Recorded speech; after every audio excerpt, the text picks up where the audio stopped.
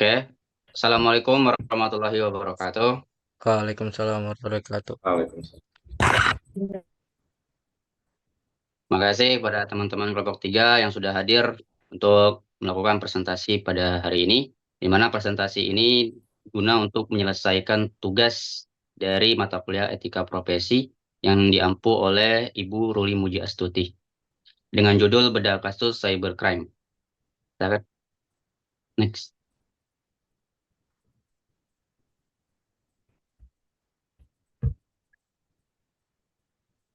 Next slide. Berikut nama-nama dari anggota kelompok 3, yaitu Zuhair Fahri Alfarizi Darmawan. 2, 1, mulai lagi, Pri. Ya, ini udah slide juga Langsung nih. aja ya, langsung. Gak usah nama-namanya. Oke, Langsung ya. berikut adalah nama-nama dari anggota kelompok 3. Amar Triadi, yang kelima Muhammad Hanif Abdillah, yang keenam Muhammad Fikri Dwi Saputra. Next slide. Next. Oke, selanjutnya adalah latar belakang. Perkembangan teknologi informasi telah memberikan dampak signifikan terhadap berbagai aspek kehidupan, namun juga membuka peluang usaha bagi munculnya kejahatan cyber. Bentuk kejahatan cyber yang merugikan adalah penyebaran virus komputer dan unauthorized access. Virus komputer merupakan program yang dapat menggandakan diri dan menyebar ke sistem lain, seringkali tanpa sepengetahuan pengguna. Penyebaran virus dapat menyebabkan kerusakan data, pencurian informasi, dan gangguan operasional. Sedangkan unauthorized access merupakan bentuk kejahatan cyber yang melibatkan akses ilegal ke sistem elektronik tanpa izin pemiliknya. Di Indonesia, kasus-kasus seperti pembobolan situs Komisi Pemilihan Umum oleh Dhani Firmansyah menunjukkan urgensi penanganan terhadap kejahatan ini. UU ITE telah mengatur larangan terhadap akses tanpa izin. Namun tantangan dalam penegakan hukum dan literasi digital masih menjadi hambatan. Makanya penting banget buat kita semua yang gak cuma jadi pengguna teknologi, tapi juga jadi pengguna yang cerdas. Mulai dari hal-hal sederhana, kayak nggak asal klik link sembarangan, update antivirus secara rutin, dan sampai lebih aware soal keamanan akun pribadi. Selanjutnya akan dilanjutkan oleh saudara Fikri. Baik, sekarang kita masuk ke pembahasan. Jadi penyebaran virus komputer. Penyebaran virus komputer merupakan salah satu bentuk kejahatan cyber yang kerap menjadi dan berdampak luas terhadap pengguna individu, lembaga pemerintahan maupun sektor swasta. Virus komputer adalah program berbahaya yang mampu menggandakan diri dan menyebar antar sistem tanpa izin atau sepengetahuan pengguna. Serangan ini dapat merusak sistem, mencuri data penting, hingga memungkinkan pelaku untuk mengakses sistem secara ilegal. Metode penyebaran virus komputer sangat beragam. Umumnya, virus disebarkan melalui email yang berisi lampiran atau tautan berbahaya, situs web palsu, media sosial, serta perangkat penyimpanan eksternal seperti USB, flash drive, Pagani dan Windows 2017 bahwa media sosial menjadi salah satu jalur penyebaran malware yang paling efektif karena memanfaatkan kepercayaan antar pengguna di dalam jejaring sosial.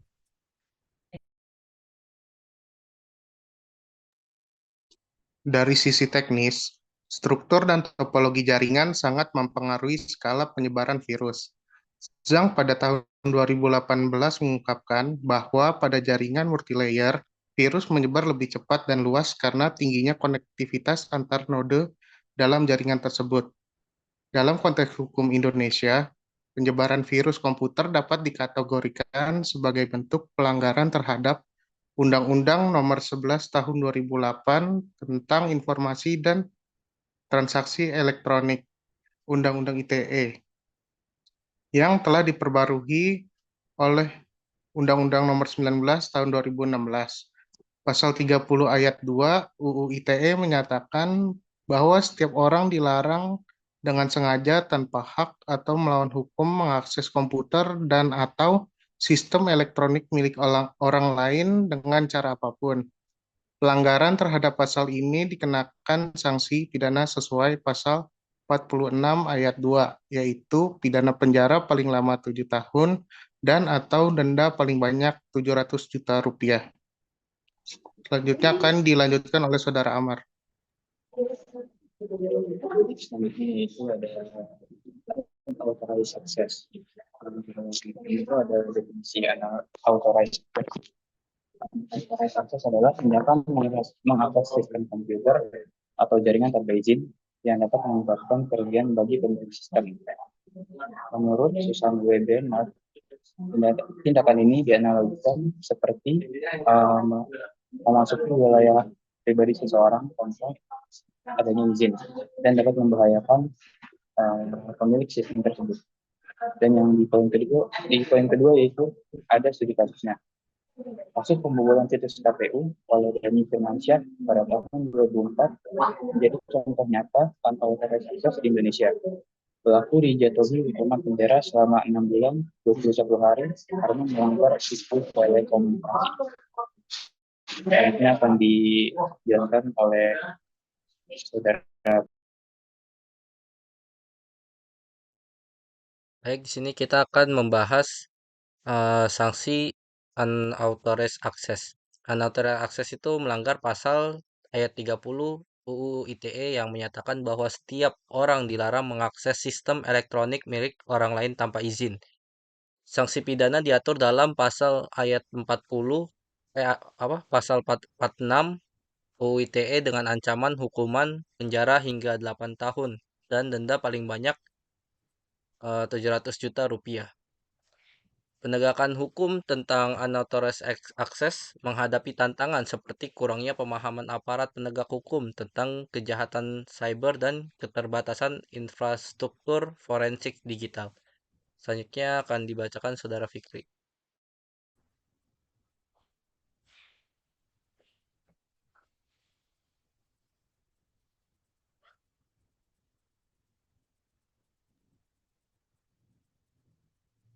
Baca Pik.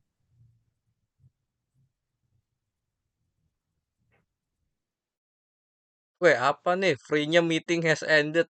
Kocak.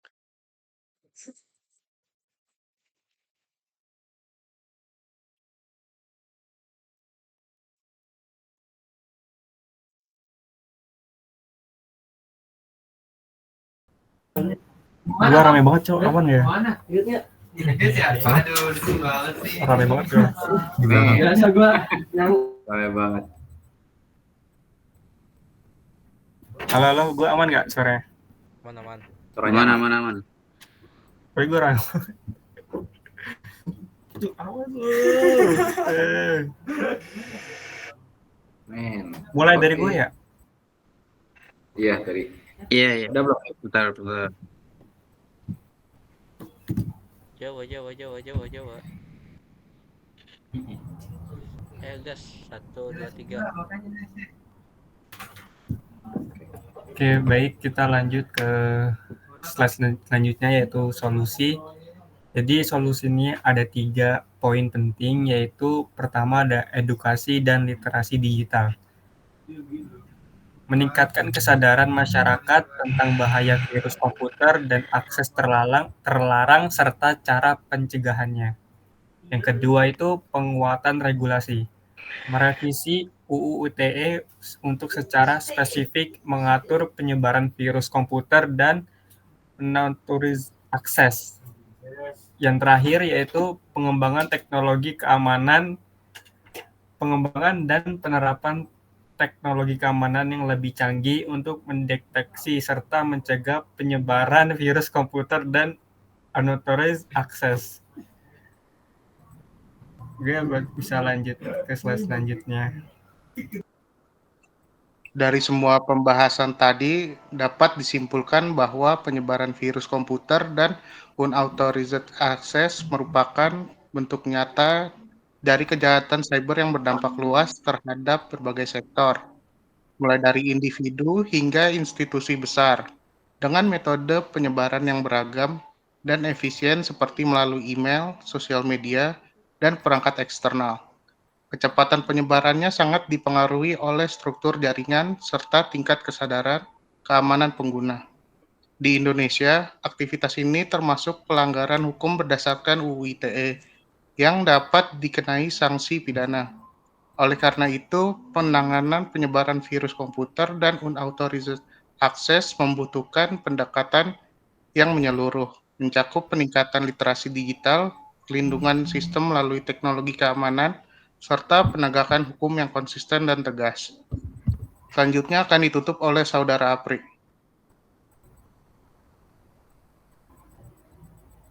Oke, baik, terima kasih kepada rekan-rekan kelompok 3 yang telah memaparkan dan menyampaikan presentasi pada hari ini. Semoga apa yang dipaparkan dan yang dipresentasikan menambah manfaat dan juga menambah wawasan kita semua. Dan bila ada salah kata atau salah kalimat dalam penyampaian pada hari ini, kami selaku kelompok 3 memohon maaf sebesar-besarnya. Akhir kata, wassalamualaikum warahmatullahi wabarakatuh. Terima kasih. Waalaikumsalam warahmatullahi wabarakatuh.